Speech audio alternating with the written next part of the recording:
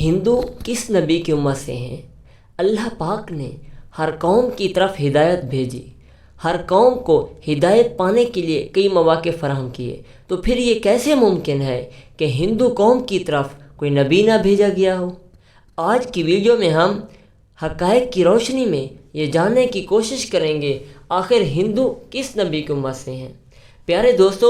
ہندو مذہب کے ماننے والوں کا یہ دعویٰ ہے کہ ہندو مذہب دنیا کا قدیم مذہب ہے، جو کہ کسی حد تک یہ بات ٹھیک بھی ہے، کیونکہ کفر و شرک کی ابتدا تب سے شروع ہو گئی تھی جب حضرت آدم علیہ السلام کے بیٹے قابیل نے دنیا کا پہلا قتل کیا، یعنی حضرت حابیل کو مار دیا اور ان سے الگ ہو کر کفر و شرک کا راستہ اختیار کر لیا۔ اور حضرت ابراہیم علیہ السلام کی قوم بھی بت پرست تھی، اور حضرت موسیٰ علیہ السلام کی قوم نے ایک وقت میں سونے کے بچھڑے کو اپنا معبود بنا لیا تھا،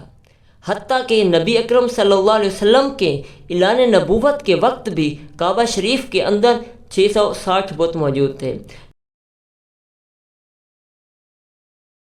جنہیں فتح مکہ کے وقت ٹکڑے کر کے پھینک دیا گیا تھا۔ تو معلوم ہوا بت پرستی کی ابتدا تو حضرت آدم علیہ السلام کے ایک بیٹے سے ہو گئی تھی، اور آج بھی موجود ہے۔ بات کرتے ہیں سرزمین ہندوستان کی، تو ان کی ہدایت کے لیے بھی کئی نبی بھیجے گئے، کیونکہ ان کی تعلیمات میں اللہ تبارک و تعالیٰ کی طرف سے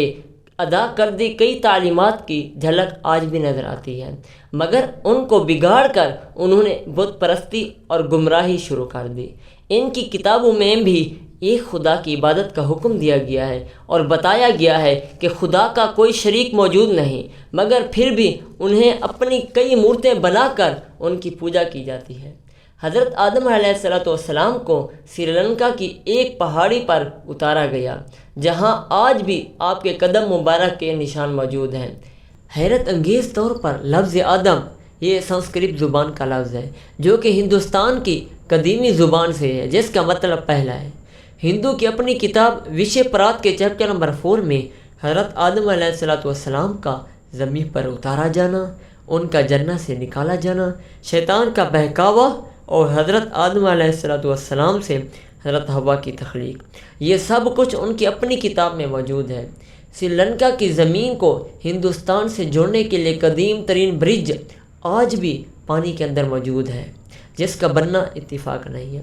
تاریخ پر نظر ڈالیں تو ہندو نام کا کوئی بھی مذہب کسی تاریخ کی کتاب میں موجود نہیں۔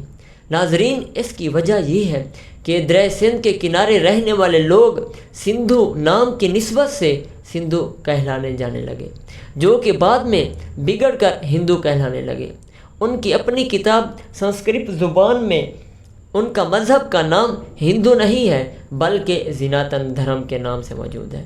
ان کی مشہور کتاب وید کی اگر بات کریں تو تاریخ کے مضبوط شواہد سے پتہ چلتا ہے کہ وید کسی اور پر نہیں بلکہ آدم ثانی یعنی حضرت نوح علیہ السلام کی کشتی سے لے کر سیلاب تک کا واقعہ مکمل ان کی اپنی کتاب وید میں موجود ہے۔ اس طرح موجود ہے جس طرح قرآن پاک کی سورۃ ہود میں موجود ہے۔ لفظ نوح یہ سنسکرت زبان کا لفظ ہے، جس کا مطلب کشتی ہے۔ وید میں یہ بھی لکھا ہے کہ کچھ کرندے ہر کام کے لیے اوپر والے کی طرف سے معبوس ہوں گے، لہٰذا انہیں ہر کام کے لیے الگ الگ خدا یعنی مورتوں کی صورت میں بنا دیا گیا، جیسے رزق کا خدا،